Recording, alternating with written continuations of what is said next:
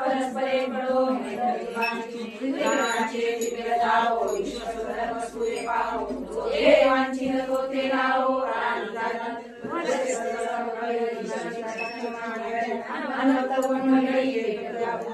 सदा कल्पतरुचे आरव चिंतामणीचे गाव चंद्रमेच्या लांछन मार्तंडचे तापहीन ते सदाई सचन सवेरे होतो किंबहुना सर्व सुखी पूर्ण होनी त्रिलोकी भजेशो आदि पुरुषी अखंडित आणि नरलोकचे विशेष जोगिये दृष्टांत विजय होवावे एक म्हणे श्री विश्वेश्वरा हो हा होईल दान पसावो येणे वरी ज्ञान देवो सुखिया झाला येणे